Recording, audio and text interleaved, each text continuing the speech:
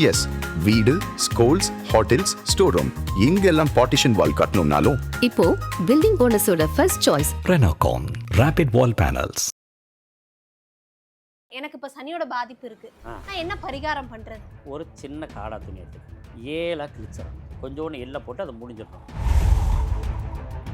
பூசம், அனுசம், உத்தரட்டாதி, மகர லக்னம், கும்ப லக்னத்துக்காரவங்க காகத்துக்கு சாப்பாடு வைக்கக்கூடாது. அரச மரம், வேப்ப மரம், புங்க மரம் இதுக்கு அடியில் நம்ம உட்காந்து சனியினுடைய தாக்கங்கள் குறையும். குரு பிளஸ் சனி, இது இந்த 2 கிரகங்களும் சேர்ந்ததுன்னா என்ன நடக்கும் சார்? ராஜயோகம். புதுசான விஷயங்களை கற்றுக்கொள்பவர்கள் பூரா குரு சனி சேர்ந்தவங்க. பொதுவா திருமண பிரச்சனைக்கு இந்த ஒரு பரிகாரமோ இல்லை இந்த ஒரு கோவிலுக்கோ போயிட்டு வாங்க, கண்டிப்பா ஒரு மாற்றம் வரும் அப்படின்னா என்ன சொல்லுங்க? அப்படின்னா என்ன சொல்லணும்னா, முதல்ல எடுத்த உடனே குலதெய்வ கோயில் தான் வச்சுக்கணும். ஜாதகத்தை கொண்டு போய் வச்சு அந்த தெய்வத்துக்கிட்ட அனுமதி பெற்று இவர்களுக்கு சரியான வரன் வர்றதுக்கு நீங்கள் அருள் கொடுங்க. ஆதன ஆன்மீகம் நேயர்களுக்கு ஷாம்லாவின் அன்பு கலந்த வணக்கங்கள். நம்ம ஆதன ஆன்மீகத்துல ஆன்மீகம் சம்பந்தப்பட்ட பல கேள்விகளுக்குமே தினந்தோறும் ஒவ்வொரு வகைகளில் பதில்களை பார்த்துக்கிட்டு இருக்கோம். அந்த வகையில இன்னைக்கு நம்மோடு பிரபல ஜோதிடர் கனியர் அவர்கள் இணைஞ்சிருக்கிறாரு. நிறைய விஷயங்களை கேட்டு தெரிஞ்சுக்க போறோம். வணக்கம் சார். வணக்கம். எப்படி இருக்கீங்க? நல்லா இருக்கா. எல்லாரும் நான் கேட்கறது என்னவா இருக்கும்னா, எனக்கு இப்ப சனியோட பாதிப்பு இருக்கு, நான் என்ன பரிகாரம் பண்றது அப்படிங்கிற ஒரு கேள்வியை முன்னெடுத்து வைப்பாங்க. அதுக்கு என்ன பதில்? பெரியவங்க சொன்னதே என்ன சொல்லட்டுமா? ஒரு சின்ன காடா துணி எடுத்துக்கணும், 7 கிழிச்சிடணும். 7 கிழிச்சு அதே சொல்கிறேன். எல்லாரும் படத்தில் மட்டும் நீங்கள் ட்ரைலர் ஓட்டுறீங்க, நாங்கள் மட்டும் ஓட்டக்கூடாதா? சரி சொல்லுங்க சார். கொஞ்சோண்டு எள்ளு வாங்கிக்கிறணும், ஒரு 1/2 கிலோ 1 கிலோ எள்ளு வாங்கிக்கிறணும். ஒரு கொஞ்சோண்டு எடுத்து அதை போட்டு முடிஞ்சு தலைக்கில் வச்சிடணும். இப்போ குழந்தைங்க படிக்க மாட்டாங்கல்ல, அர்த்தாசிரம சனியில் படிக்க மாட்டாங்கன்னு சொன்னேன் இல்லையா, அவங்களுக்கும் சரி. அதே மாதிரி 2ஆம் இடம் 4ஆம் இடம் 5ஆம் இடத்துல சனி இருக்கவங்களும் ஒழுங்காக படிக்க மாட்டாங்க. இதுதான் பரிகாரம். கொஞ்சோண்டு எள்ளை போட்டு அதை முடிஞ்சிடணும். முடிஞ்சு தலானிக்கு அடியில் அந்த குழந்தை தூங்கும்போது வச்சிட வேண்டியதான். இப்போ நம்ம வயதில் பெரியவங்களாக இருந்தாலும் தலானி கீழே வச்சுக்கலாம். இப்போ திங்கள் முதல் ஞாயிற்றுக்கிழமை 7 நாளைக்கு 7 வந்துருச்சா, ஞாயிற்றுக்கிழமை நல்லா அழகாக சுட சாப்பாடு செய்யணும். சாப்பாடு செஞ்சு அந்த எள்ளெல்லாம் அதில் போட்டு நல்லா பிசைஞ்சு காகத்துக்கு வைக்கணும். இதில் இன்னொரு முக்கியமான விஷயம், இது மற்றவங்கெல்லாம் செய்யலாம். பூசம், அனுசம், உத்தரட்டாதி, மகர லக்னம், கும்ப லக்னத்துக்காரவங்க காகத்துக்கு சாப்பாடு வைக்கக்கூடாது. இது என்ன சார் புதுசாக இருக்குது? ஏன் சார் வைக்கக்கூடாது? அவங்க சனி போய் நீச்சமாகிறது பரணியில், பரணிக்கு காகம். அப்போ சனியை நீச்சப்படுத்துறதே காகம் தானே, அதனால் காகத்துக்கு உணவு வைக்கக்கூடாது. பரணியில் தான் போய் சனி நீச்சமாவார். ரைட்டுங்களா? அதனால் இவங்க மட்டும் காகத்துக்கு இது பண்ணக்கூடாது. இவங்க அந்த எல்லை என்ன பண்ணணும், கொண்டு ஓடுற தண்ணியில் போட்டுடணும். இதை எல்லாருமே ஓடுற தண்ணியில் போடலாம். மற்றவங்கள்லாம் காகத்துக்கு உணவும் படைக்கலாம். இப்படி செய்யும்போது நம்ம தலையில் நமக்கு ஒரு இந்த நீர் கோர்த்த மாதிரி ஒரு பிரச்சனை இருக்குது தெரியுங்களா, அதுக்கே சரியாகும். ரைட்டுங்களா? அடுத்தது இதுக்கு அடுத்து என்ன செய்யலாம் அப்படின்னா, நம்ம அது அரச மரம், வேப்ப மரம், புங்க மரம் இதுக்கு அடியில் நம்ம உட்காந்துருக்கணும். இது உட்காரும்போது நமக்கு ஒரு நல்ல தெளிவான ஒரு ஞானம் கிடைக்கும். அப்படி செய்திக்கலாம். அதே மாதிரி வன்னி மரத்துக்கு அடியிலேயே உட்காரலாம். இந்த மாதிரி செய்யும்போது ரொம்ப விசேஷமாக இவங்களுக்கு இந்த சனியினுடைய தாக்கங்கள் குறையும். அதே மாதிரி சனிக்கிழமைகளில் விரதம் இருக்கிறது மிக மிக சிறப்பு. வெள்ளிக்கிழமை மாலை 6:30 மணிக்கு சூரிய அஸ்தமனத்தோடு சாப்பிட்றது நிப்பாட்டிடணும். சனிக்கிழமை சாயந்தரம் சூரிய அஸ்தமனத்துக்கு பின்னாடி சாப்பிடணும். இப்படி விரதம் இருக்கும்போது நம்ம உடல் பலமாகும். ஏன் விரதம் இருக்கிறோம், நமக்கு உணர்வு இருக்கு இல்லையா, சனியினுடைய தாக்கத்தில் தான் நம்ம விரதம் இருக்கோம். அப்போ நம்ம எதை செஞ்சாலும் கவனமாக செய்வோம் இல்லையா, இந்த அறிவை அவங்களுக்கு கொடுத்துருவார். இப்போ குரு பிளஸ் சனி, இது இந்த 2 கிரகங்களும் சேர்ந்ததுன்னா என்ன நடக்கும் சார்? ராஜயோகம். புதுசான விஷயங்களை கற்றுக்கொள்பவர்கள் பூரா குரு சனி சேர்ந்தவங்க தான். அவங்களுக்கு தான் புது ஐடியா வரும். இப்போ நீங்கள் பார்த்தீங்கன்னா சமையலே நிறைய பேர் வித்தியாசமாக செய்வாங்க, பார்த்துருக்கீங்களா? அந்த வித்தியாசமான விஷயங்களை கொடுக்கறது குருவும் சனி தான். குரு சனி இருந்தால் வேலைக்கே போலைனாலும் சாப்பாடு கிடைக்கும். அது எப்படி சார்? ஆமாம், குரு சனி இருந்தால் அந்த மாதிரி அமைப்பு உண்டு.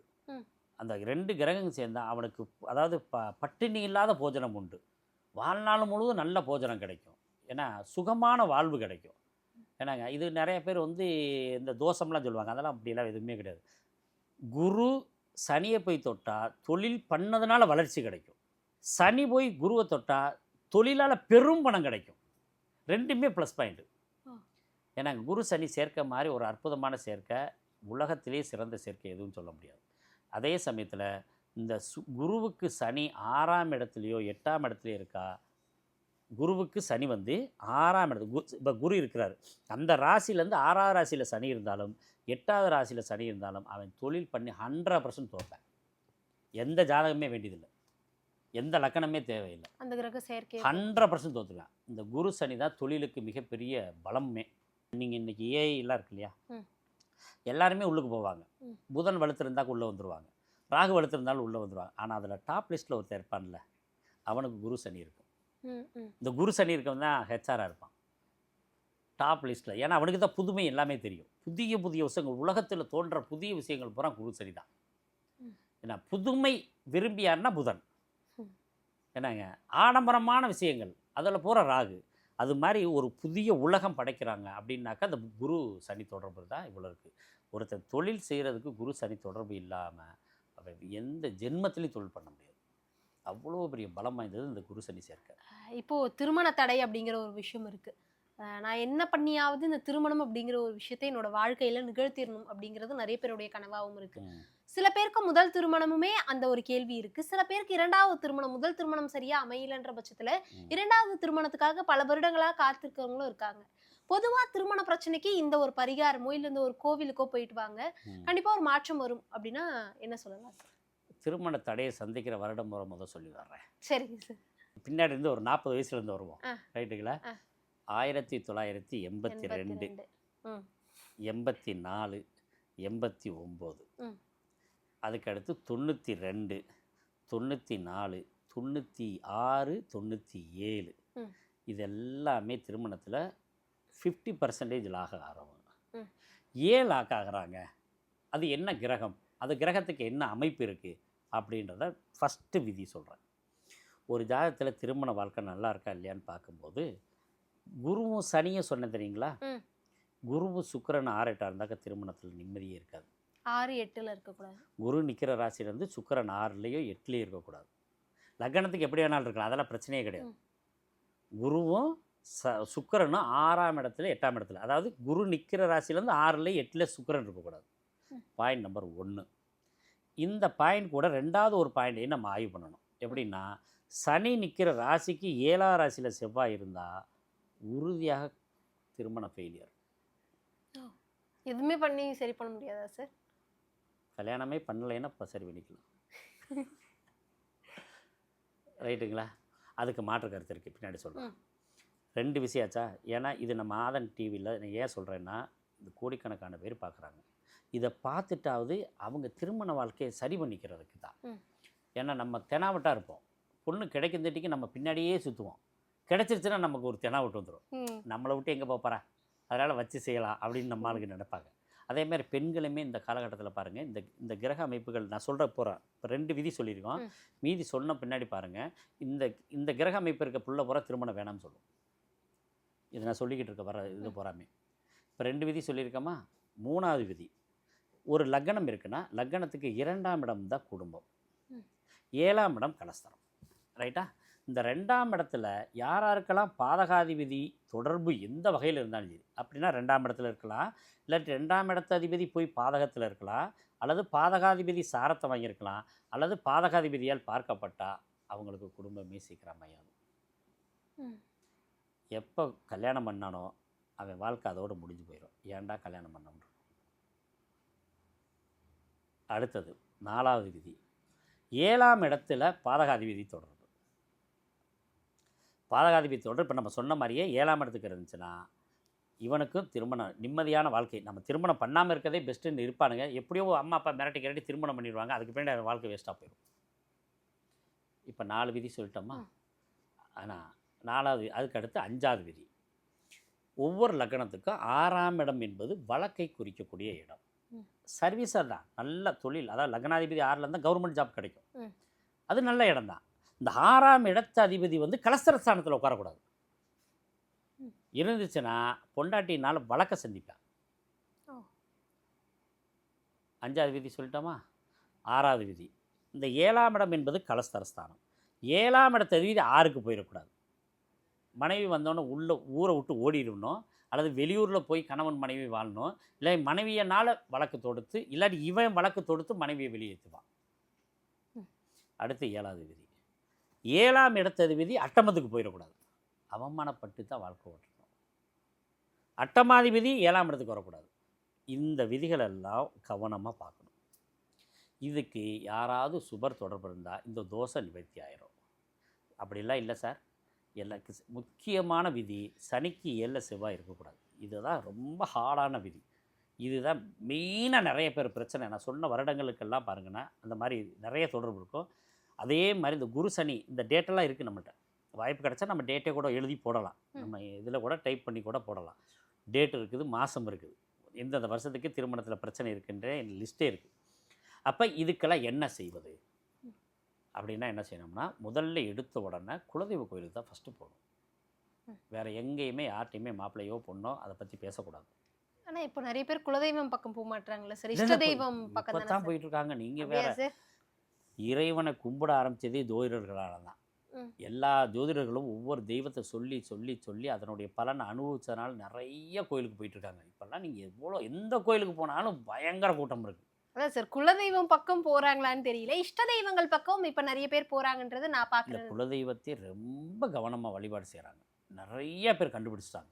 இப்போ நான் அந்த தேவமங்கல பிரச்சனை பார்க்குறேன் இல்லையா, குலதெய்வம்லாம் கண்டுபிடிச்சி கொடுக்குறேன் இல்லையா, எவ்வளோ பேர் கண்டுபிடிச்சி அவங்க போய் நல்லா வழிபாடு செஞ்சுக்கிட்டு இருக்காங்க. நிறைய பேர் கண்டுபிடிக்க முடியாத சூழ்நிலை தான்.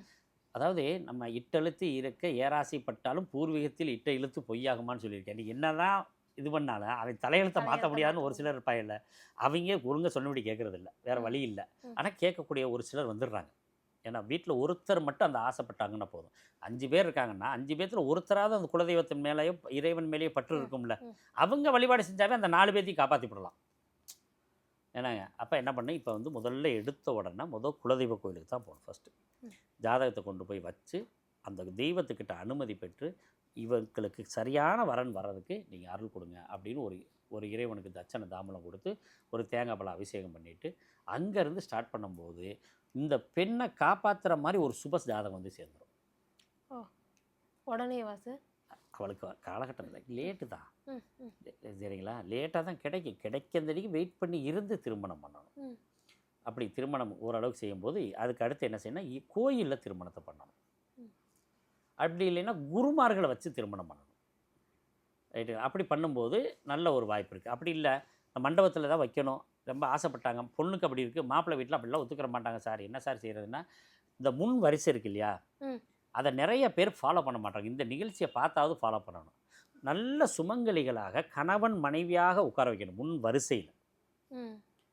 முன் வரிசை பொண்ணு மாப்பிள்ளை கல்யாணம் பண்ண போகிறாங்க, அந்த முன் வரிசையில் நல்ல சுமங்கலிகளாக அவங்க கணவரோடு சேர்ந்து 2 பேர் ஜோடி ஜோடியாக உட்கார வச்சு அவங்கள்ட்ட அந்த ஆசீர்வாதம் இதுக்கு இந்த மஞ்சள் இது கொடுக்குறோம் இல்லையா, அச்சதையை கொடுத்து அவங்க கண்ணு முன்னாடி இப்படி பார்த்துக்கிட்டே இருக்க மாதிரி திருமணம் பண்ணால் தோஷை நிவர்த்தி ஆயிரும். குரு பகவானோட பொண்ணுக்கு அப்படி தான் திருமணம் நடந்துச்சு. குரு பார்க்க தோஷை நிவர்த்தி ஆகும் அப்படின்னு. அது ஒரு சின்ன சம்பவம் நினச்சி அதுக்கு பின்னாடி வீக்காச்சு, அது வேறு விஷயம். இப்படி பெரியோர்கள் ஆசி இருந்துச்சுனாவே அந்த தோஷை ஓரளவுக்கு குறையும். விதிகள் இருந்தாலும் பெரியோர்கள் ஆசி கொஞ்சமாவது காப்பாற்றும். அப்போ என்னாகும், இந்த பொண்ணை விட்டுட்டு பையன் வெளியூரில் போய் வேலை பார்க்குற மாதிரி போவான். போயிட்டு வரப்போ என்ன, இந்த பிரிவினை ஒன்று வந்துருச்சா, அப்போ அந்த தசாபுத்திகள் அந்த அதுக்குள்ளே முடிஞ்சிருச்சுன்னா டக்குன்னு திருப்பி வந்துடுவாங்க. இப்போ இதுலேயே இந்த சனி செவ்வாய் சமசப்தமாக இருந்துச்சுன்னா டைவர்ஸ் ஆகும்னு சொல்லி சனி திசையோ செவ்வாய் திசையோ வராது. ஆனால் சனி புத்தியோ செவ்வாய் புத்தியோ வரும் இல்லையா, அந்த காலகட்டத்தை தாண்டி திருமணம் பண்ணிட்டோம்னா தோஷை நிவர்த்தி ஆயிரும். ஆமாம், நீங்கள் இப்போ நிறைய பொம்பளை பிள்ளைங்க பசங்க பிரச்சனையே கிடையாதுங்க. நான் பார்த்த வரைக்கும் எனக்கு எப்போங்கயா கல்யாணம் தான் கேட்டிருக்கானுங்க. இந்த பார்த்த வரைக்கும் இந்த பிள்ளைகளுக்கு இந்த 90லேருந்து இப்போ 2006 வரை நீ இப்போ திருமண வாய்ப்பு இருக்குன்னா ஐயோ இப்போல்லாம் நான் பண்ண மாட்டேங்கய்யா அப்படின்னு தான் சொல்கிறாங்க. ஆனால் ஜோசியம் நிறைய பார்க்குறாங்க பிள்ளைகள்லாம். இன்றைக்கி பசங்க பிள்ளைகள்லாம் நிறைய பேர் ஜோதிடத்தை பார்க்குறாங்க. ஆனால் அந்த திருமணத்துக்கு மட்டும் கொஞ்சம் ஒத்துக்கிற மாட்டேங்கிறாங்க. அது என்ன பண்ணு, இந்த மாதிரி சின்ன சின்ன விஷயங்கள் பரிகாரம் பண்ணிடுறது நல்லது. முடிஞ்ச வரைக்கும் என்னோடய ஆலோசனை 21லேருந்து 23க்குள்ளே பெண்களுக்கு திருமணம் பண்ணிடணும். தோஷம் இருக்கவங்களுக்கு மட்டும்தான் 27 வயசு தாண்டறதாட்டிக்கு வெயிட் பண்ணணும். அப்படி தோஷம் இருக்குன்னா அதுக்குன்னு ஒரு சில ரகசிய பரிகாரங்கள்லாம் இருக்குது. ரைட்டுங்களா, அந்த மாதிரி நம்ம செஞ்சுட்டு ஒரு சில இதுக்கு கொஞ்சம் வாய்ப்பு, பொண்ணோட ஜாதகம் ரொம்ப வீக்காக இருக்குன்னா பையனோட ஜாதகம் கொஞ்சம் பலமுள்ள ஜாதகத்தை அனுப்பிச்சிட்டோம்னா அவன் மூலியமாக அந்த மாதிரி திருமண வாழ்க்கை நல்லாயிருக்கு. அல்லது என்ன பண்ணு, கடல் கடந்து போயிடணும், தோஷம் குறைவாகும். என்னங்க ஒரு சிலருக்கு 6ஐ கடந்து போனாலும் தோஷம் குறைவாகும். இப்படி எந்தெந்த விஷயத்தை எப்படி அவங்க இருக்கிற இடத்துலேருந்து எப்படி மாறி செல்லணும் அப்படின்னு நம்ம ஒரு ஆலோசனை கொடுத்தோம்னா அவங்க வாழ்க்கையே நல்ல சிறப்பாக இருக்கும்.